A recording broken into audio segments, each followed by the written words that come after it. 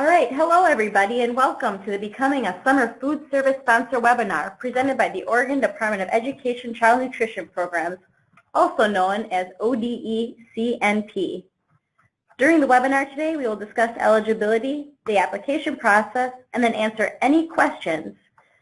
I am your host, Kathy Brock, and I'm joined here today with Dustin Melton and Marcella Miller from Partners for Hunger Free Oregon for today's webinar.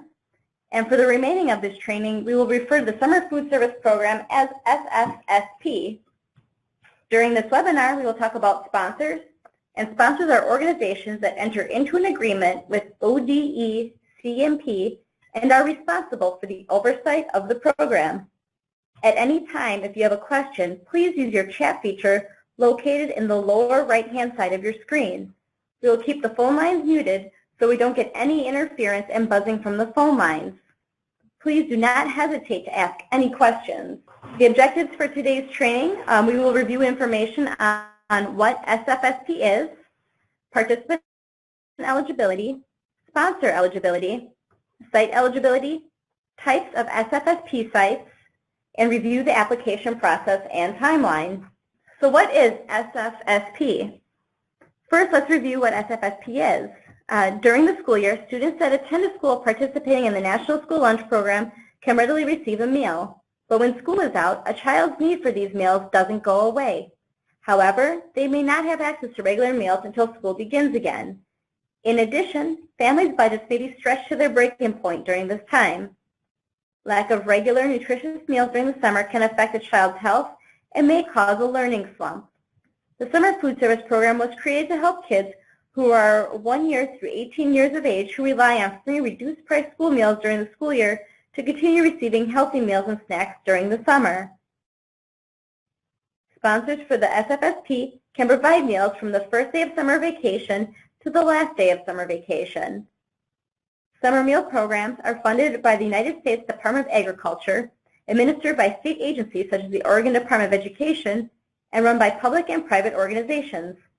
These organizations are referred to as sponsors, and sponsors have the agreement with ODE to operate the program. The Oregon Department of Education reimburses sponsors for serving meals and snacks that meet program requirements, and sponsors may have one or more sites where meals are served. SFSP sponsors operate what is considered a nonprofit food service. Sponsors do not need to break even or lose money. However, money that is earned from the reimbursements has to go back into SFSP or another federally funded child nutrition program, be it for food or labor associated with the program. A site is a physical location where meals can be served. A site could be a cafeteria, park, or community room for a few examples. Summer meals need to be consumed by participants on site in a congregate setting. At the site, there is a site supervisor to ensure that the rules around SFSP are followed. There may be other site staff there as well to serve meals, lead enrichment activities, and or assist the site supervisor. Staff at the site level may be paid or volunteer staff. The SFSP brings federal dollars into communities in the form of combined reimbursements for meals and operations/administrative costs. Sponsors receive their program payments based on the number of meals served multiplied by the appropriate combined administrative and operating rates for reimbursement. Sponsors may serve 1 or 2 meals a day at open, restricted open, and enrolled sites. With ODE CNP approval, sponsors may serve 2 meals including snacks each day. Sponsors of campsites may serve up to 3 meals a day.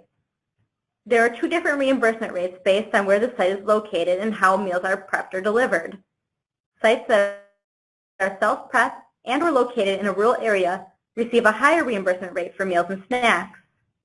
Sites that receive vended meals and located in an urban area receive a lower reimbursement rate for meals and snacks. Vended meals include sites that use a food service management company. Reimbursements may be used to cover allowable operating costs including food costs, labor costs, non-food supplies, and space for food service. Reimbursements may be also used to cover administrative costs, which include activities related to planning, organizing, and administering the program. Now let's discuss eligibility regarding the Summer Food Service Program. This will be a brief overview of the topic. For more in-depth training on this, please visit our training webpage, which we'll review later on in the presentation. Children age 18 and under may receive meals through SFSP. A person 19 years of age and over who has a mental or physical disability as determined by a state or local education agency and who participates during the school year in a public or private nonprofit school program is also eligible to receive meals. Only certain types of organizations can sponsor the SFSP. These organizations include a public or nonprofit school food authority, a public or private nonprofit residential camp, a public or private nonprofit college or university participating in the National Youth Sports Program, a unit of local, county, municipal, state, or federal government, or any other type of private nonprofit organization. Additionally, these organizations must also provide year-round service. Sponsors may operate the SFSP at one or more sites, which are the actual locations where meals are served and children eat in a supervised setting. Eligible sites are those that serve children in low-income areas or those that serve specific groups of low-income children. Sponsors must provide documentation that proposed sites meet the income eligibility criteria required by law. There are three common types of sites: open sites, camps, and closed-enrolled sites. Open sites. Most sponsors establish site eligibility on need and openness. If a site is located in a needy area where 50% or more of the children residing in the area are eligible for free or reduced price school meals, and meals are made available to all children in the area on a first-come, first-served basis, these sites are considered open. Restricted open sites. On occasion, a sponsor that would normally operate an open site, meaning initially open to the broad community participation, must restrict or limit the feeding site's attendance for reasons of space, security, safety, or control. In recognition of these circumstances, these types of sites operate as restricted open sites. The sponsors must make known publicly that the site is open on a first-come, first-served basis to all children of the community at large, but that the meal service will be limited as stated above. Both open and restricted open sites must be located in a school attendance area where 50% or more of the children residing in the area are eligible for free or reduced price school meals. Camps can be residential or non-residential day camps which offer regularly scheduled food service as part of an organized program for enrolled children. In residential camps, participants spend the duration of the organized program in a 24-hour supervised care setting and receive a regularly scheduled food service as part of the program. Sponsors of non-residential campsites must offer a continuous schedule of organized cultural or recreational programs for enrolled children between meal services. Unlike open, restricted open, and closed enrolled sites, sponsors of both residential and non-residential camps do not have to establish area eligibility. However, they must collect and maintain individual income eligibility forms. Camps are reimbursed only for those enrolled children who meet the free or reduced price eligibility standards. Closed enrolled sites are usually established where an identified group of needy children live in a pocket of poverty. Identified low-income children are transported to a congregate meal site located in the area with less than 50% eligible children, or a program provides recreational, cultural, religious, or other types of organized activities for a specific group of children. These types of sites are open only to enrolled children or to an identified group of children as opposed to the community at large. Closed enrolled sites must also establish the eligibility either through the individual income eligibility of the children attending the site or through area eligibility. To establish eligibility based on the income of the individual children, sites must collect income eligibility forms. At least 50% of the enrolled children at the site must be eligible for free or reduced price school meals. For more detailed information on the SFSP, please visit the Oregon Department of Education Summer Food Service Program website at the address on this page. On the website, you will find links to all recent and past SFSP memos and related news, the Summer Food Service Training webpage, and the How Do I Apply to Offer the Summer Meals Program link.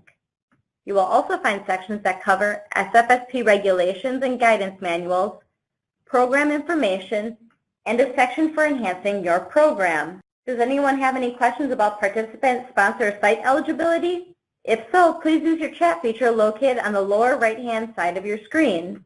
We'll give you 2 minutes here to ask a few questions, and then if we don't have any, we'll move forward. All right, so we didn't have any questions submitted, and I'm going to hand this over to Dustin now to review applying to become a summer food service program sponsor. Take it away, Dustin. Thank you, Kathy. Over the next several slides, I'll review all the elements that are required with the SFSP application. There are 3 steps to the SFSP application. The first is to complete required SFSP trainings. All required trainings are available on the ODE CMP SFSP public website. All trainings must be completed by the applicant. The second step is to complete and submit offline and online forms. Later in this presentation, I'll review all the required forms and where you can find them. And the last step is an on-site pre-approval visit. The pre-approval visit cannot be conducted until the application materials have been reviewed by a child nutrition specialist and any and all corrections have been made to the application materials. A child nutrition specialist from ODE CMP will make an appointment to review the applicant's site prior to final approval. After completion of the pre-approval visit, the child nutrition specialist will review with the applicant any areas that do not meet CACFP requirements and will request changes or implementation of procedures prior to approval of the application. Once all changes or procedures are received, or if no changes are required, the application may be approved and the agreement will be signed. If an application is denied, the applicant organization may request an appeal and ODE CMP will provide appeal rights at the time of denial.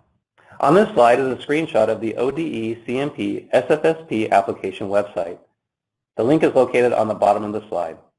On the SFSP application website, you will find all the required offline forms for the application. Also, you will find an application checklist that details all the required forms. On this slide is a screenshot of the ODE CMP SFSP training website. The link is located at the bottom of the slide. At least one staff member from the organization must complete all required SFSP trainings. The staff member or members with direct oversight of the program must complete the trainings. It's recommended that more than one staff member complete all the required trainings. To document that your organization has completed the trainings, the staff member or members that have completed the trainings must submit a training certification email to the Community Nutrition email inbox at the link on the slide. Step 2 in the application process is to submit required offline and online forms. All offline forms are available on the ODE CMP SFSP application website referenced earlier in the presentation. Download all applicable forms, complete, and submit to ODE CMP. All online forms are available on CMP Web, which is ODE CMP's online application and claiming system. Later in the presentation, I will review CMP Web and how to access the forms. Over the next few slides, I will review which offline forms organizations will be required to complete and submit with the application. The first is a state agency sponsor agreement. In order to participate in the SFSP, organizations must enter into a permanent program agreement with ODE CMP. The agreement is a legally binding document that specifies the rights and responsibilities of both the sponsor and ODE CMP and should be read carefully before being signed.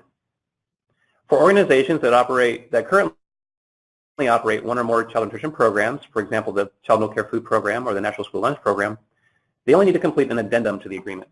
Applicants also must submit a budget. The SFSP budget provides high-level details of what your organization expects to receive in SFSP reimbursement for the year and what your organization expects to expend to run the nonprofit food service. You will need to include estimates of expenses by category, for example, food service labor, food costs, and supply costs. The SFSP budget is an Excel document and is available on the ODE CMP SFSP application website. Sponsored applicants must also submit documentation of tax exempt status under the Federal Internal Revenue Code of 1986 if they are private nonprofit entities. Please note that SFSP regulations do not require church sponsors to obtain federal tax exempt documentation. Applicants must also submit a W-9 form and a Data Universal Numbering System, also referred to as a DUNS number, with the application. A DUNS number is a unique, non-indicative 9-digit identifier issued and maintained by Dun & Bradstreet that verifies the existence of a business entity globally. Duns & Bradstreet assigns a DUNS number for each physical location of a business. There are two ways to obtain a DUNS number. The first is via telephone. Please call the toll-free number located on the slide. The second is you can obtain a DUNS number online. Visit the link that's on the slide to obtain a DUNS number online. For enrolled sites, must provide a written policy statement on free meals. This policy statement, which must be approved by ODE CMP, explains that the same meal is served to all enrolled children regardless of reimbursement status and without discrimination against any child because of race, color, national origin, sex, age, or disability. Applicants must also submit documentation demonstrating site eligibility for all sites. For sites that are eligible by area, documentation could include a school boundary map showing the site is located in the attendance boundary of a school where 50% or more of students qualify for free reduced price meals, or an email from a school district official stating the site is located in the attendance boundary of a school where 50% or more of students qualify for free reduced price meals. Applicants must also submit a sample 1-month menu for all meals offered at each site, and applicants must certify that a training program will be conducted for monitors and site personnel. Include information explaining when the training will be held and the topics that will be discussed. Applicants can use the ODE CMP created SFSP training form on the application website to document SFSP training for staff. Applicants must also provide a copy of the proposed media release with the application. The application may not be approved without it. Once the media release statement is approved by ODE CMP, it must be provided to media outlets, for example, newspapers, television, radio stations, or city government websites. This must be provided to media outlets that are serving the area where the SFSP sites are located. The media release must include an announcement of the availability of free meals, the non-discrimination policy, complaint procedures, reduced price income eligibility guidelines, and a statement that children who are part of households that receive SNAP benefits, FDPIR, or TANF benefits are automatically eligible for free meals. There is a template media release available in the Administration Guide for SFSP if you need help creating one. You will find the Administration Guide for SFSP on the ODE CMP SFSP public website located at the link on the slide. For sponsors that plan to use a food service management company to provide meals, applicants will need to provide a copy of the invitation for bid. Sponsors should also submit plans for advertisement for bids if they intend to contract with a food service management company. For sponsors that plan to use a school food authority or other organization to provide meals, the applicant must provide a copy of the vended meal agreement. That concludes a review of the offline forms that applicants need to submit. Next, I will cover the online forms that will need to be completed and submitted as part of the SFSP application. To submit forms through CMP Web, sponsors must submit CMP Web user authorization request forms to ODE CMP. These forms are available on the ODE CMP SFSP application website. Staff that will be responsible for submitting applications and claims will need access. In addition, respective staff can have view access only if they will not be submitting applications or claims. Other forms submitted through CMP Web include the sponsor information sheet. The sponsor information sheet includes contact information for the organization, staff contact information, the management plan information, and information on the meal service. Applicants may request advance payments through the sponsor information sheet. These are payments that may be received before the program begins to pay for administrative and operating costs that are incurred before the program starts. Sponsors must also submit a management plan. The management plan includes staffing responsibilities. The management plan is included in the sponsor information sheet. Applicants must also submit a site information sheet for all participating sites. The site information sheet includes documentation that the site is capable of managing an effective meal service, includes meal service times, documentation of eligibility, average daily attendance, and site meal caps. In addition to the offline budget, applicants will submit an online budget in CMP Web. Applicants will need to submit estimated operating cost and estimated administrative costs for the upcoming program year based on the approved offline budget. An ODE CMP staff person will work with you throughout the application process and provide you with technical assistance and other guidance as needed. The deadline for submitting a complete application to operate the Summer Food Service Program in the summer months is May 15th. Within 30 days of receiving a complete application, ODE CMP will notify the applicant of its approval or disapproval. If the application is incomplete, ODE CMP will notify the applicant within 15 days and provide technical assistance to help the applicant complete the application process. All applications must be approved by June 15th. Sponsors will receive reimbursement only for meals that are served after they have been approved for program operations. Sponsors must be certain that they have been approved before they begin the meal service. My contact information is located on the link on the slide if you have any questions about the application process. At this point, we'll go ahead and pause, and if you have any questions, please be sure to include your question in the chat box. So we have one question that came through the chat. The question is, with closed enrolled site eligible by area greater than 50% poverty, do they get all free meals? And the answer is yes. If they're using area eligibility to make the closed enrolled site eligible, all participants at the site would receive free meals. We'll give it just a couple more minutes for any more questions to come through. We have another question that came through. The question is, if the meal site is at a park instead of at the school, can it be approved? And yes, it can be approved as long as that park is within the attendance boundaries of an eligible school, then that park would qualify as a meal site. And just to clarify on that last question, if the park is located in an area that is eligible based off of census data, that would also qualify the site. All right, so it looks like we finished up with our questions for this section, so we're going to move on to some grants and resources. So if your organization is interested in becoming a summer meal sponsor, funds and resources are available to help start your summer food service program. The Oregon State Legislature recognizes that some funding is needed to start up and expand access to summer meals.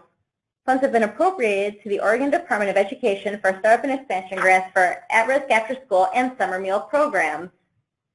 Currently, there is over $395,000 available in grant funds for sponsors and partners during the 2017-19 biennium, and grant funds are available up to a maximum of $20,000 per sponsor or partner.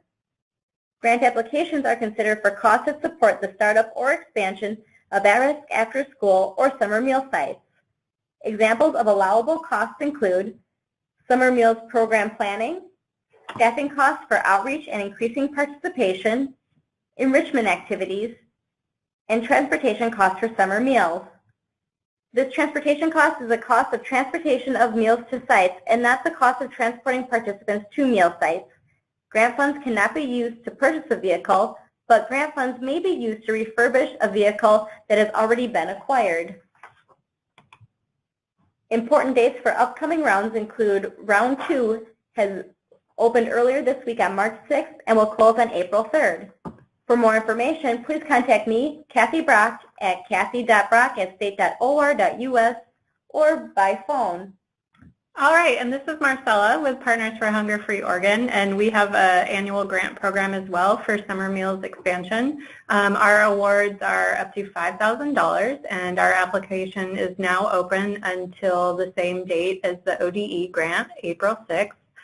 Information and the 2 application forms are available on our website at oregonhunger.org/grants. You can contact me directly at marcella@oregonhunger.org for more information or to ask questions about the grant. And we do work together with ODE to assign those funds out. So feel free to connect with either Kathy or I, and we can talk through which application or both makes sense for you to apply. Our grant program does allow for the funds to be used to purchase vehicles. That is one distinction. And we also partner with ODE to offer several resources, largely around referring families to summer meals. So we offer the summerfoodoregon.org website, and we'll be using that again this summer. And we additionally promote calling, texting, or emailing 211 and asking about summer meals. and they will use our Summer Food Oregon website to refer families to their nearby site. Families can also text food, or in Spanish, comida, to 877-877, and one of our national partners will refer families to the site nearest to their zip code.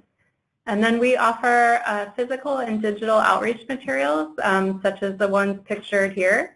They're available in many languages, and there's a ton of variety offered that you can use online, on social media, or you can order a huge amount of physical materials from us as well. All right, so that takes care of today's presentation on becoming a summer food service sponsor. If you have any questions, feel free to contact any of us that are on the webinar today through email or by phone. And Marcella also just shared the Summer Food Oregon website for you all as well. So thank you all so much for participating, and we look forward to hearing from you. And please reach out to us if you have any questions or would like any support with this program. Have a great day. Thank you. Thanks.